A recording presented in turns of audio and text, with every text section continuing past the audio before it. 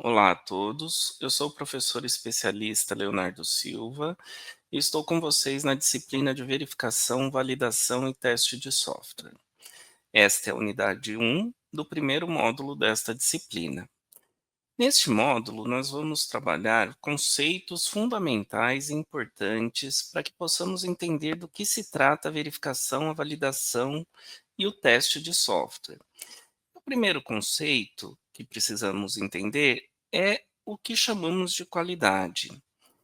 A atividade de teste, de verificação, a atividade de validação busca melhorar a qualidade do produto. No caso, o software, que é o nosso produto, o produto ao qual produzimos. A qualidade está presente no nosso dia a dia e causa impactos tanto positivos quanto negativos. Todos nós temos a referência de alguém que executa um bom serviço. Temos a referência de uma marca que oferece uma boa qualidade em seus produtos. Ao mesmo tempo em que conhecemos casos de empresas, de marcas, de produtos que têm uma má reputação por conta da qualidade. A qua Uma má qualidade também ocasiona aumento de custo para as empresas, que, em geral, necessita a troca de um produto ou que um serviço seja refeito. Isso é ruim tanto para a empresa quanto para o seu cliente, porque ainda que a empresa fique com a má reputação, o cliente pode vir a ter prejuízo, pode vir a ter sofrer uma perda em seu negócio. Imagine, por exemplo, uma empresa, um restaurante, um grande centro comercial que fique impossibilitado de realizar as vendas na hora do almoço, um restaurante, por exemplo, por conta de uma falha no seu software. Qual o tamanho do prejuízo desse restaurante? E outro elemento que também precisamos começar a discutir, e iremos discutir nessa disciplina, é a diferença entre qualidade e qualidade de software, que é o produto que nós produzimos. A ideia de qualidade muda quando pensamos para software? A mesmo conceito que temos para qualidade se aplica a software? Bom, para começarmos essa discussão, gostaria de convidá-los a olhar este prato de comida, este macarrão que está servido, aparecendo aí em nossa tela. Ele tem qualidade? Que fatores você consideraria para dizer se ele tem qualidade ou não? Por exemplo, muitos de nós precisaríamos provar este prato para saber se o sabor está bom, se a temperatura está adequada, se a quantidade da porção é suficiente para nos saciar, para saciar a nossa fome. Por outro lado, há elementos que também vão contribuir para a percepção da qualidade deste produto. Por exemplo, a aparência e o tempo de espera. Ainda que ao fazer o meu pedido ao garçom, eu não diga que eu quero o prato com uma aparência bonita, ou bem servido, ou que eu espero uma louça minimamente limpa, ou bem apresentada, ou ainda que eu não deseje esperar muito, todos nós sabemos que esses fatores podem ocasionar, alterar a percepção que nós temos de qualidade. Veja que imagino que todos nós aqui sejamos capazes de indicar pelo menos um local onde já fizemos refeições, em que normalmente dizemos assim: "Olha, vamos em tal lugar. Lá a comida é boa, mas demora muito para pedir, ou o pedido demora muito para ser servido". Isso altera a nossa percepção de qualidade sobre o produto. Então perceba que eu estou falando de fatores que agem diretamente em cima do produto e falo também de elementos que não estão diretamente relacionados ao produto, mas que vão interferir em nossa percepção de qualidade. Um contra-exemplo que eu poderia dar a vocês é o caso daquele famoso doce de padaria, ou aquele doce que muitas vezes vemos numa loja, num restaurante, que nos enche a boca de água, que nos motiva a escolhê-lo, mas quando provamos sentimos falta de algum sabor, de algum recheio ou de algum elemento. Nós vamos provavelmente considerar que aquele doce foi ruim, a experiência daquele doce foi ruim, por conta de alguns desses elementos associados que eu havia mencionado. E qual que é a definição de qualidade? Todos vocês, eu tenho certeza que têm em si alguma percepção, alguma ideia do que seja essa definição. Porém, definir qualidade é algo extremamente desafiador. David Garvin tem uma frase que exemplifica bastante essa diferença. Ela não é inerente só a você. Isso é um senso comum. E ele fala que qualidade é algo que se reconhece imediatamente, mas não se consegue definir explicitamente. Nós sempre podemos, é muito fácil para nós perceber quando algo não tem qualidade, ainda que eu não consiga explicar por que é que eu entendo qual é a definição que eu adoto de qualidade. Uma outra frase, uma variação dessa frase que podemos mencionar, é uma frase que diz que qualidade, quando ela está presente, ela é facilmente, ela passa desapercebido, a gente não lembra dela, mas ela é facilmente perceptível quando ela está ausente. E o melhor exemplo que eu posso lhe dar sobre isso é quando você, por alguma situação, está com uma tecla no seu teclado que trava. Em geral, não nos preocupamos com o teclado que nós usamos. Evidentemente, eu comprei aquele teclado. Mas no dia a dia, nós simplesmente usamos nosso teclado e nosso mouse nas nossas atividades. Eu não paro para prestar atenção nele. Agora, se eu tiver uma tecla travando ou uma tecla que não funciona, rapidamente aquilo se torna um problema para todos nós, nos causando nervoso, nos causando sentimentos negativos, tá ok? Mas o que que a gente já sabe então a respeito de qualidade? É muito mais fácil definir qualidade para um produto físico. Eu olho um carro e eu consigo dizer se ele é bom, se ele é ruim, se eu gosto ou se eu não gosto. E é fácil eu apontar ou justificar para você porque eu acho isso. É o acabamento, é a pintura, é o desenho, é elementos internos. Tudo isso é muito fácil de ser apontado. Quando pensamos em software, que é o produto resultante do nosso trabalho, software não tem essa característica. Falamos de um produto intangível. Então, é muito mais complicado para apontarmos porque é bom, porque é ruim. Outra questão tem a ver com a forma como esse produto é produzido. Na manufatura, manufatura clássica, na produção como conhecemos, o controle de qualidade é muito fácil de ser exercitado, porque eu vou identificar aqueles elementos que estão divergindo daquele projeto que foi criado. Então, eu pensei um monitor, por exemplo, por onde estamos conversando, e projetei esse monitor com as determinadas características que eu acreditava serem relevantes. E conforme a minha produção avança, eu consigo olhar e ver se esses produtos que estão sendo construídos, se eles são muito diferentes desse projeto que eu fiz. Quanto menor for essa diferença, maior é a minha qualidade para este produto. E qualidade também tem a ver com os requisitos, sejam eles explícitos ou implícitos. Veja, nessa altura do seu curso, você já sabe o que que é um requisito. Ele expressa um desejo e uma necessidade do usuário. Ou seja, nós estamos dando forma a algo que estamos interpretando do nosso cliente, da pessoa que nos contratou. E isso não é uma tarefa fácil.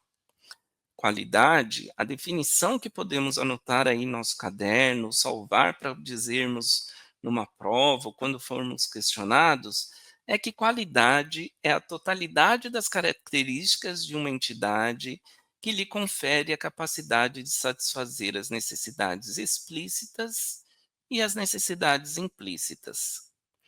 É uma definição bonita, mas será que você entendeu do que se trata? O que estamos falando aqui? Qualidade pode ser resumido como atender às necessidades do nosso cliente. No nosso caso em particular, como profissionais de computação, o nosso cliente é aquele que vai utilizar o software e as necessidades dele, esse software vai resolver as necessidades dele. Então, um bom software para nós é aquele que atende à necessidade do nosso usuário. O seu cliente, o seu usuário, chamou, contratou você para desenvolver um sistema para resolver o problema na empresa dele.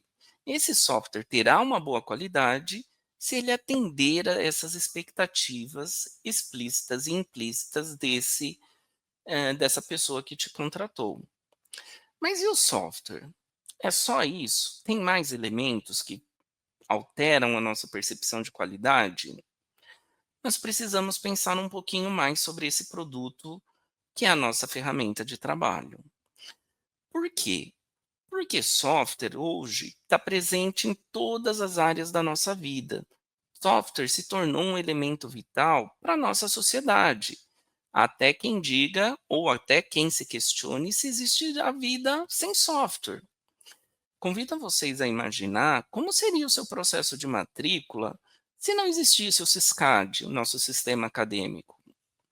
Quando eu fiz faculdade, não faz tanto tempo assim, o processo de matrícula exigia que nós fôssemos até a universidade, pegássemos uma fila imensa para pegar um requerimento de matrícula, fizéssemos as escolhas de disciplinas olhando o horário que estava fixado em um quadro e fôssemos atrás das assinaturas necessárias para efetivar essa matrícula. Compara isso com o processo de matrícula que a maioria de vocês passou. Mesmo quando vocês foram calouros, vocês não precisaram se dirigir à universidade para fazer a sua matrícula. Outro elemento que torna essa questão, essa discussão importante, é o fato de que uma falha de software hoje, causada por um software que não apresente boa qualidade, ela é capaz de causar grandes prejuízos, grandes danos e muitas vezes até a morte de pessoas. Ao longo dessa disciplina, você perceberá que todo software falha, todo software tem defeitos. E é nosso papel nessa disciplina aprender como minimizar, revelar esses erros antes que esse software entre em produção, antes que ele seja entregue ao nosso cliente.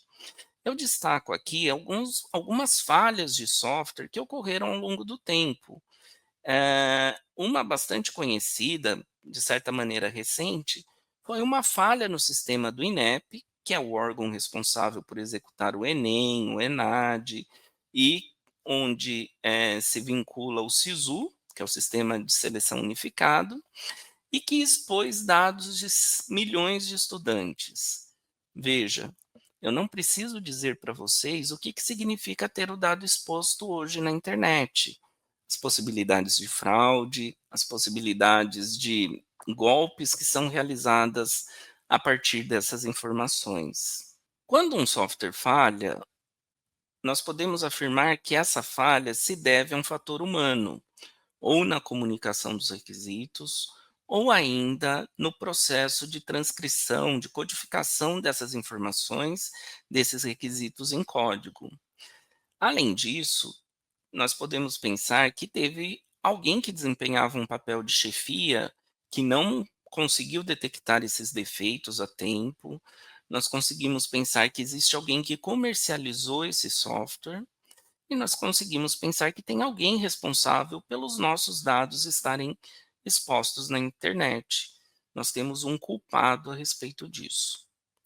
Outra falha, essa já mais com caráter histórico, é de um sistema, de uma máquina de radioterapia no Canadá, alguns anos atrás, muitos anos atrás, por sinal, que, por conta de um defeito, emitia muito mais radiação do que era necessária para realizar o exame.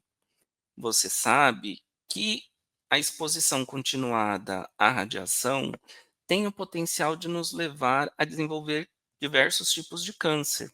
E essa máquina expôs pacientes a doses maciças de radiação, causando problemas de saúde gravíssimos e levando pacientes a óbito. Veja, estamos falando de um defeito, de um erro, de um problema causado por uma falha humana e que levou a óbito uma determinada pessoa, um grupo de pessoas. Por fim, eu vou citar um caso que é bastante emblemático e recente. Muitos de vocês provavelmente viram matérias sobre isso, na internet, nos jornais, falando do caso do avião da Boeing.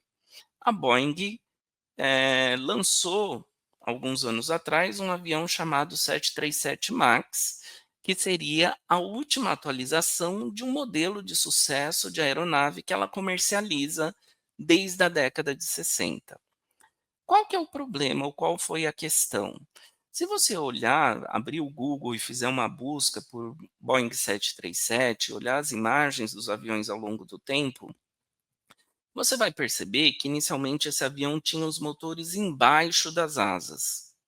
Ao longo do tempo, aumentando a eficiência, atendendo a demanda, os requisitos dos clientes, as empresas, as companhias aéreas que precisam ter maior eficiência, ocorre o avanço desses motores e que leva ao aumento de tamanho de grande parte desses motores. Esse avião, ele mantém a mesma altura dele desde os anos 60 por questões de comunalidade, ou seja, para diminuir o custo que as empresas possuem na adaptação a uma nova aeronave. Dessa forma, se eu faço um avião um pouco maior, eu preciso adaptar os aeroportos, eu preciso treinar a minha equipe. Mantendo o avião com o máximo possível de características comuns, eu diminuo todo esse custo. Dessa forma, se você olhar a imagem desse avião que aparece aí na sua tela, você vai ver que o motor está mais avançado em relação à asa do avião, quase pendurado na ponta da asa. Dessa forma, o muda-se o centro de gravidade da aeronave. E para favorecer e diminuir o trabalho, o esforço de trabalho dos pilotos, um software foi desenvolvido e embarcado nessa aeronave para ajudar os pilotos nas manobras com esse novo modelo. A grande questão é que em determinadas situações isso levava a um conflito e em 2 ocasiões levou à queda dessa aeronave, matando todas as pessoas a bordo. Dessa forma, nós temos, foram 2 acidentes com 2 aeronaves distintas em locais distintos do mundo, mas que ocasionaram a morte de mais de 200 pessoas. Veja, são mais de 200 pessoas que vieram a óbito por uma falha de software onde nós temos um responsável pelo software, onde nós temos uma empresa que comercializou esse software. Será que todas as medidas para evitar essa ocorrência, esse incidente foram tomadas? Será que o desenvolvimento desse software foi adequado? Essa disciplina trata um pouco dessas questões. Quando pensamos na engenharia de software, todos nós já sabemos a essa altura que o software é complexo e intangível. Nós não conseguimos pegar o software. Software não é um produto físico. Ele é produzido por engenharia, mas ele não é manufaturado no sentido clássico. Ou seja, ao final do projeto, em vez de entrarmos numa produção em escala, começarmos a produzir diferentes itens, como um carro, por exemplo, em que eu faço toda uma parte de projeto e então começo a produção desse carro, o software, ao final do ciclo, ele produz apenas um único produto. E a partir daí usamos cópias desse produto. Então, torna-se mais difícil ainda pensar em qualidade. Software é um produto que não se desgasta, diferentemente de um carro, da porta, do meu computador e de vários outros produtos que conhecemos, mas ele se deteriora. Isso é muito fácil de você perceber ou de você entender quando você lembrar que, em geral, nós profissionais de computação temos que formatar a nossa máquina geralmente uma vez por ano, porque instalando bibliotecas, tirando biblioteca, instala uma linguagem de programação para experimentar, tira aqueles arquivos daquela linguagem de programação, comumente vamos corrompendo os arquivos do nosso sistema, ele começa a ficar lento. Em algum momento nós falamos: olha, vou formatar a minha máquina e aquela máquina volta a apresentar um desempenho adequado, um desempenho que consideramos bom. Por fim, Muitos produtos físicos ou muitos acidentes, muitas falhas acontecem por questões, que não podem ser gerenciadas. É uma peça que teve um defeito, é um erro de projeto que não pôde ser evitado e, no caso de software, nós temos que o custo final é basicamente o custo de projeto e o desenvolvimento. Quando olhamos outros produtos ao longo da história, nos deparamos com inúmeras situações onde uma falha de material, um erro de projeto, causou um acidente que levou a óbito. Ó, com certeza, temos responsabilizações nesse caso, mas também não podemos ignorar que talvez fosse impossível naquele momento da história, naquele ponto em que aquele produto foi desenvolvido, evitar aquela situação. Não era sabido ainda aquele, não era de conhecimento ainda aquela situação. Na aviação, todo acidente é investigado, buscando uma responsabilização, com certeza, mas principalmente para se identificar o que pode ser aprendido a partir daquele acidente, para que aquilo não volte a acontecer, tá ok? Bom, quais são os desafios que enfrentamos ainda na nossa área? Diferentemente de outras engenharias, ainda não temos padrões estabelecidos. Veja, neste momento, olhe ao redor.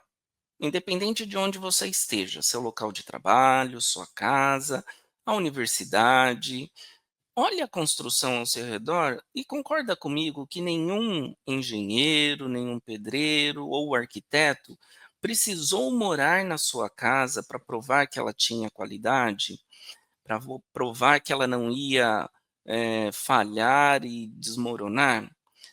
Por quê? Porque a engenharia civil é uma engenharia que hoje possui vários padrões estabelecidos, vários padrões que permitem ao profissional garantir que aquela parede construída, que aquela edificação, ela não vai sucumbir.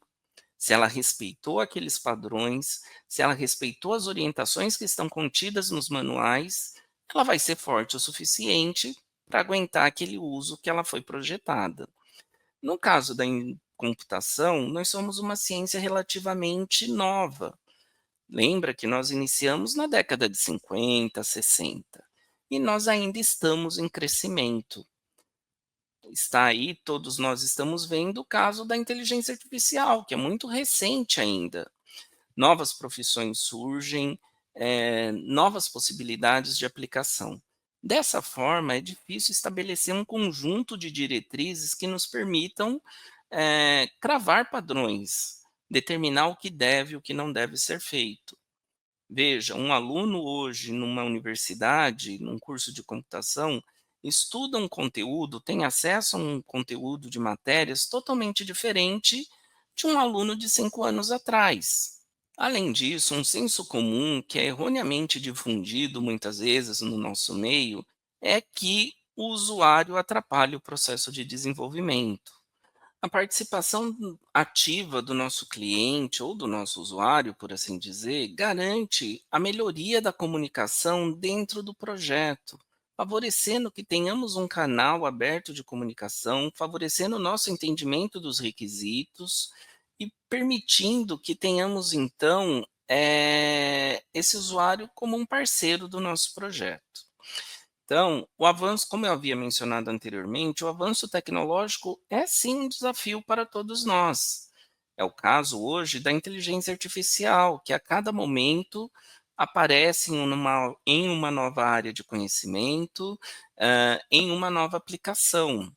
Isso torna-se um grande desafio para nós, desenvolvedores, porque muitas vezes todo mundo ainda está entendendo do que se trata aquela tecnologia. E como eu mencionei, através dos exemplos, nós temos aí as implicações éticas do uso de software também. Então, quando temos um bom software? Um bom software para nós será aquele que possibilita a gestão efetiva da qualidade, ou seja, em que aplicamos o seu processo de desenvolvimento é sistematizado, conforme preconiza a engenharia de software, e onde seja possível exercitarmos as atividades de verificação, validação e teste de software. Esse software, para ser considerado bom, ele precisa ser útil. ou seja, confiável e isento de erros. Eu espero, assim como hoje usamos nosso celular para realizar pagamentos com o sistema Pix, por exemplo, nós esperamos que, ao realizar todo momento que eu vá realizar o pagamento, aquele sistema esteja disponível. Se ele não está disponível, se ele apresenta problemas, isso altera a minha percepção sobre a qualidade daquele software. E ele tem que agregar valor para o fabricante e para o cliente. O que, que significa isso? Ele tem que resolver a demanda do cliente ao mesmo tempo em que nos fortalece, a pessoa que está produzindo aquele software. Um software com qualidade, assim como um software com a má qualidade vai impactar negativamente minha reputação, por outro lado, um software com boa qualidade, um bom software, impacta positivamente a minha reputação, a propaganda dele. Veja que, no nosso caso, profissionais ligados à área de computação, à área de informática, frequentemente estamos em busca de indicações de software para realizar uma determinada tarefa, em softwares para realizar uma ação, algo dessa natureza. E, em geral, o fator de escolha é a recomendação que temos deste software. No nosso próximo slide, nós temos aí algumas características que estão presentes quando temos falta de qualidade. Essas características, você pode encontrar tanto nas empresas desenvolvedoras de software, mas se olharmos com atenção, muitas vezes ela parece que funciona para nós aqui dentro do ambiente universitário também. A grande verdade é que para muitos de nós, nós estamos com trabalho acumulado, abandonamos esses planos que foram realizados. Muitas vezes o nosso trabalho fica bom, por assim dizer, mas eu tive que gastar uma noite em claro, não faltei no trabalho, me estressei com os meus amigos e assim por diante. Tem sempre aquele amigo que nos salva no último minuto. Tenho pouca repetibilidade, ou seja, eu não consigo repetir aquele processo, ah, ao no momento que eu gostaria de começar a criar uma rotina de estudos, de trabalho, eu não consigo mais repetir, porque eu abandonei todos os prazos e procedimentos. E neste cenário, não raro, nós temos a insatisfação de todo mundo.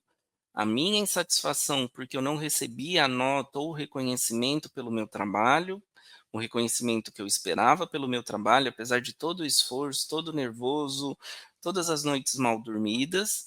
E para o meu professor, para o meu chefe, por sua vez, ele fica insatisfeito porque o trabalho não atende às necessidades que ele tinha. Para ele, o trabalho não tinha qualidade, ainda que eu tenha me esforçado bastante. Vem daí, então, a demanda por uma melhoria na qualidade. Veja, um processo que nos leve a ter boa qualidade vai garantir menos prazo, menor custo, menos defeitos e menos insatisfações. E, com isso, alcançando a qualidade, nós seremos capazes de entregar melhores resultados, tornando a nossa rotina, tornando o processo do nosso trabalho muito mais leve e satisfatório. Qualidade de software, então, é a qualidade, de acordo com a norma ISO 9126, que é uma norma de qualidade para software enquanto produto, ela define que a qualidade é a totalidade de características e critérios de um produto ou serviço que exercem suas habilidades para satisfazer as necessidades declaradas ou envolvidas. Em resumo, é a mesma definição de qualidade que nós tínhamos visto anteriormente. Ainda é atender às necessidades deste cliente, deste usuário. O que, que muda? Tem um pequeno detalhe que vai alterar aí ou que torna necessário essa questão de qualidade, que é satisfazer as necessidades declaradas ou envolvidas. Assim como no produto, um produto físico, a definição de qualidade que nós vimos, satisfazer as necessidades é atender os requisitos. Entretanto, quando pensamos em software, nós temos que considerar a questão do desempenho. Quantas vezes nós reclamamos do nosso computador, de um equipamento, quando na verdade o problema é a internet? O fato de termos uma internet limitada, uma internet congestionada, pode muitas vezes ocasionar a percepção de que aquele sistema não funciona ou de que aquele sistema não é eficiente. Localidades com problemas de acesso, de conectividade, por exemplo, enfrentam inúmeros desafios. Certa vez, num aeroporto no interior, se você já viajou de avião, ou é muito comum as companhias aéreas fazerem a leitura dos bilhetes de embarque no momento do embarque dos seus passageiros. Imagina realizar um embarque de mais de 100 pessoas com uma internet lenta, em que você coloca o documento, o bilhete de embarque ali, ele lê aquele código de barras, um QR Code, e demora algum tempo para dar a resposta se está ok ou se não está ok. Isso com certeza vai atrasar o embarque desses passageiros, esse avião vai sair atrasado, passageiros poderão perder a conexão. Mas a questão aqui é que não é o problema do software da companhia aérea. Muitas vezes esse é um problema ocasionado pela infraestrutura da internet presente naquela localidade. Entretanto, vai afetar a percepção de qualidade deste produto. Veja, uma definição um pouco mais atualizada de qualidade de software nos é oferecida pela ISO 25010, que substituiu a norma ISO 9126. Nesta norma, ele vai dizer que o grau de qualidade de software é o grau em que um sistema atende às necessidades declaradas e implícitas de seus vários stakeholders e como isso agrega valor. Talvez você já esteja familiarizado com a palavra stakeholder. Ela aparece hoje em vários documentos na área de informática e computação, sendo muito comumente usada nos projetos. Stakeholders são as pessoas envolvidas em um projeto. Meu cliente, o desenvolvedor, o chefe do meu desenvolvedor, o gerente deste projeto, o testador, o analista de qualidade e todas as pessoas que estão envolvidas. O que é importante? O que eu preciso que você saia desta aula lembrando? Que requisitos são a matéria-prima para a qualidade? Como nós vimos, qualidade tem a ver com atender às necessidades do nosso usuário. As necessidades de um usuário, de um cliente de software, estão expressas nos requisitos. Por isso, ele é tão valioso e importante dentro do processo de desenvolvimento. Nas unidades seguintes, vocês verão que esse requisito vai passear por todas as atividades, toda a disciplina de teste de software. Além disso, a preocupação com a qualidade ela está presente em todo o ciclo de desenvolvimento do software. E a partir de agora, nesta disciplina, veremos ferramentas e elementos para validar se o software é realmente de alta qualidade ou não. Tendo em vista que a qualidade do produto de software é o objetivo do processo de desenvolvimento, os requisitos ganham um peso muito grande dentro dessa conta, visto que eles vão expressar as características que devemos alcançar para resolver as demandas do nosso cliente. Um fator importante para mencionar com vocês é que a qualidade ela não pode ser comprada, ela não pode ser adquirida, ela precisa ser incorporada. Veja, todos nós temos consciência de que hoje deveríamos ter comido fruta, praticado exercício, ter realizado uma alimentação composta de vários grupos alimentares, comido saladas, legumes. Foi possível realizar isso? Tenho certeza que para a grande maioria de nós, me incluindo no grupo, foi impossível realizar isso. Falta consciência do que eu deveria fazer? Não, mas eu não consegui cumprir com estes objetivos. A partir do momento em que eu leve seriamente, comece a me planejar, comece a me esforçar para incorporar na minha rotina diária esses elementos, elas passarão a se tornar parte do meu dia e torna-se mais fácil fazer uma pausa para realizar esse almoço, preparar uma salada na minha casa e trazer para que eu possa almoçar. O mesmo acontece em nossas empresas e nossos locais de trabalho.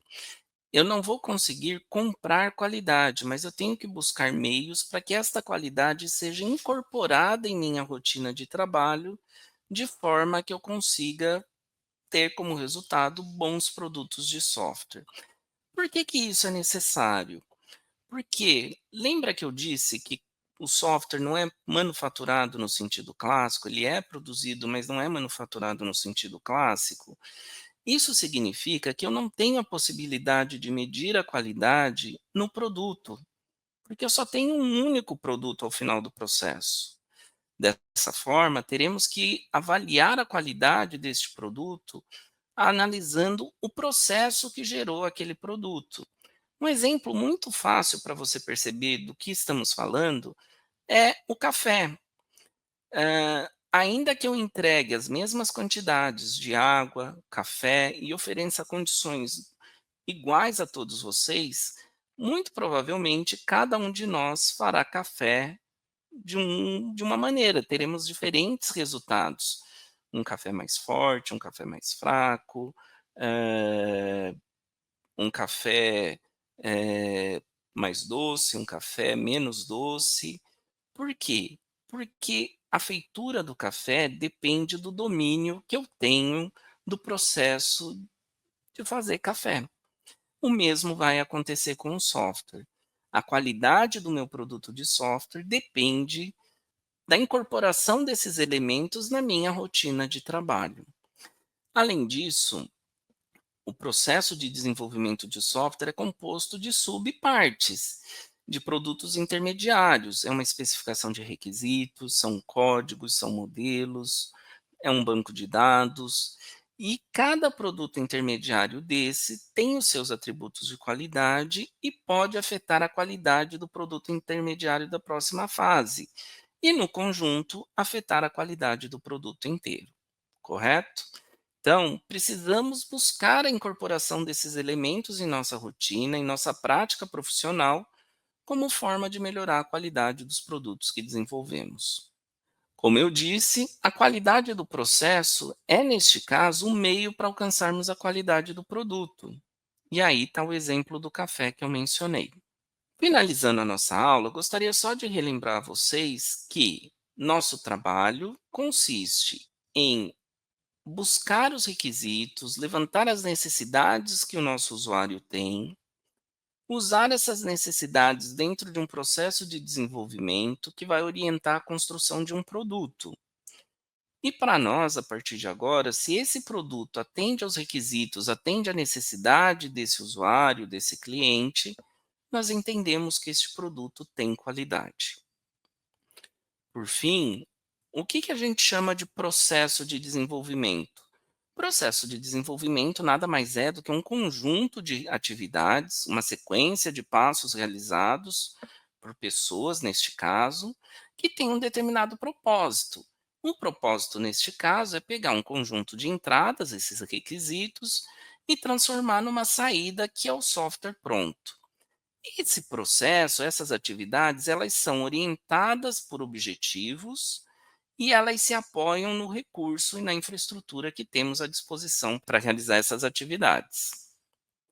Bom, espero que você tenha aproveitado essa discussão e convido você a ler um pouco mais sobre esses temas nas referências bibliográficas indicadas no seu material. Até breve.